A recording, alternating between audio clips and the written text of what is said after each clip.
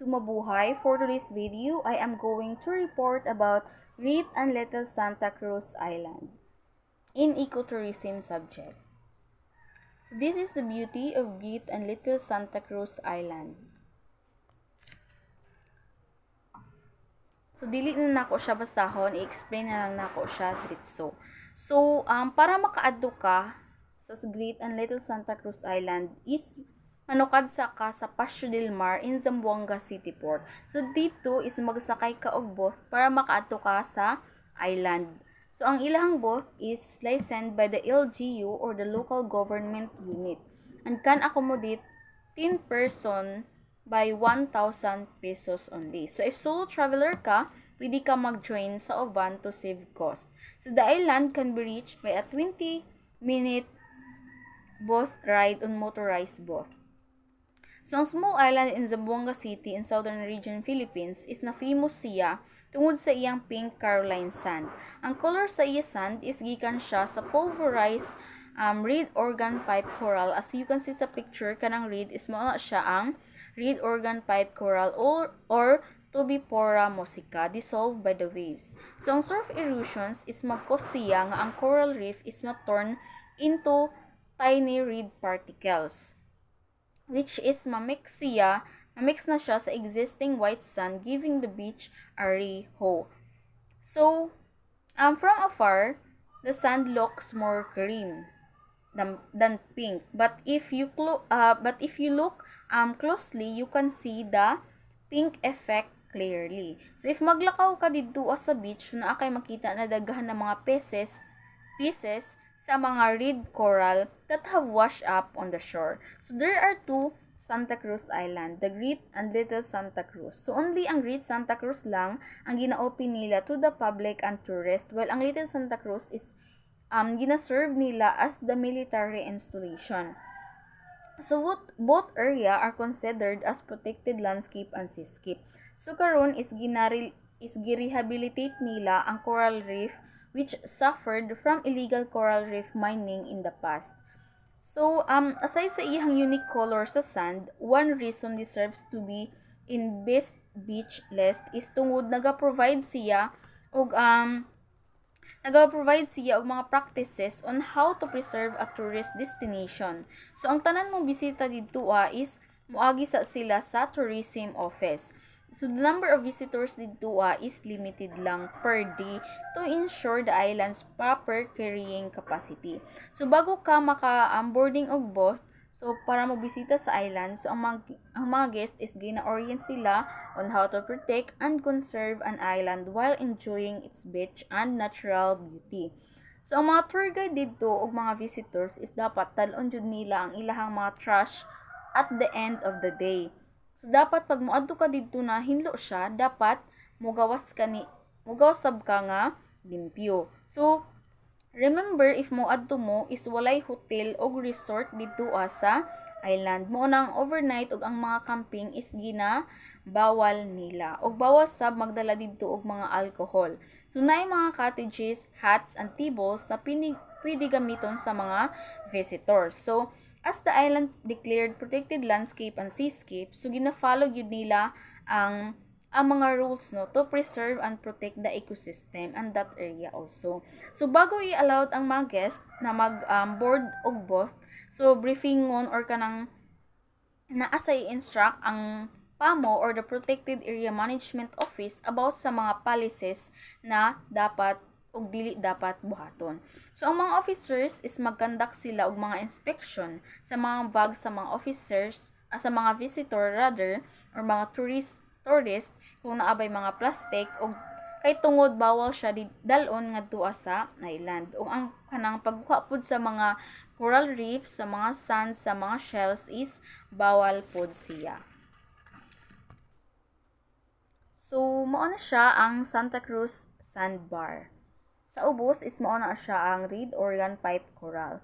So, ang Great Santa Cruz Island sa Zamboanga City, Philippines is naka-award siya as the one of the 21 best beaches in the world, National Geographic, in the year 2017. So, things to do in Santa Cruz Island. First is enjoy the beach. So, Pwede ka nga to mag-swimming, mag-snorkeling, scuba diving, but you need to bring your own equipment to do this snorkeling and scuba diving. And also, mao ni siya ang mga activities na ato ama if ever mo ato ta, so mao ni siya ang activities na mabuhat nato ang snorkeling ug ang scuba diving. So, take a mangrove or lagoon both tour. So, dito is makita nimo ang daghan kaayo ng mga mangroves ug pwede pud ka mag-harvest og mga sea grapes ug pwede ka makatan-aw og mga stinged fish or stinged jellyfish up close. Third is visit the Badjao Cemetery. So, dito sa island is na sila'y cemetery for the Badjao. So, makita siya under a canopy of trees. So, Badjao are known as a sea nomads or kanang mga free-spirited persons, no? And they believe that the journey continues in afterlife.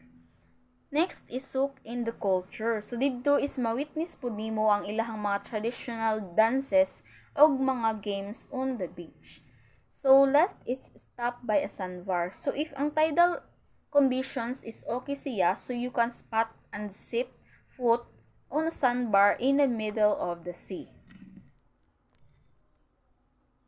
So, mana siya ang ilahang mga things to do na mabuhat nato sa Santa Cruz Island. So, what or where to eat? So, ang mga tourist is gina-allowed pud sila na magdala sila og ilahang kaugalingon food og drinks or food for grilling or kanang mga magsugba-sugba if ever sila. So, na sila mga seafood food, overload and specialties nila is ang kuratsa, grilled squid, shrimp, fish, and freshly harvested lato or seaweed. So, naapod vendors dito na pwede ninyo ang palitan og mga crabs and other seafood specialties. But most interesting dishes nga tuwa is ang oko-oko or kanang rice na lutoon siya sa sea urchin. As you can see sa picture, so mao na siya ang oko-oko. Typically prepared by the Sama Bangingi tribe. So you can also try snails, kaning also called as chupa kolo. So giluto siya sa gata ng og kalabasa. So what to bring? So first is food and drinks. Of course, if moadto ka, so you need to bring your food and drinks. Reusable water bottle, dry bag, swimwear if mag-swimming. Change of clothes is optional. Just shower when you get back to the city. Hand sanitizer, sunscreen, personal toiletries, action cameras, power bank, and snorkeling gear. Rates and fees. So, ang both is 1,000, good for 10 persons. Entrance fee is 20 pesos. Terminal fee is 5 pesos. Cottage rental, small, kung gamay lang siya, good for 6 is 100 pesos. Cottage rental, pagdako siya, good for 10 is 200 pesos. Ang pavilion rental, good for 15 to 20 person is 500 pesos only. So, travel tips and useful info. So, you can only visit Santa Cruz Island from 7 a.m. to 2 p.m. Visitors are not allowed to camp out or stay overnight since wala siya'y mga hotel. So, only a limited number of tourists, up to 400, may visit per day. Make sure to book a lot in advance if you plan to go during peak seasons or weekends. So, for inquiries, you can contact the tourism office at 0927-2835-684. Also, you can book your trip to online at islasdista.cruz@gmail.com or visit office at Turismo Local di Zamboanga. So, if mag-book pud ka is 105 per adult ang imuhang bayaran. As Zamboanga City's premier tourist destination, it is safe to visit the Santa Cruz Island. All visits come with military escort. So, if ang mga tourist moadto or mga visitors is naadyo mga military na mag-escort sa ilo. So, very safety pag moadto ka ngadto sa island. And armed security personnel from the PNP and armed forces are stationed at the island when there are tourists during the day. So, there are cottages with grill station for rent, Bring enough food supplies and drinking water for your stay. Visitors are not allowed to bring liquor and alcohol drinks. Sumao na siya ang motorized boats ug ang stinged jellyfish na imuhang makita if mag-Lagoon boat tour ka. So if mangutana mo, asa gikan ang ngalan na Great Santa Cruz, isgikan siya sa Spanish for Holy Cross. Santa means holy and then cross means cross.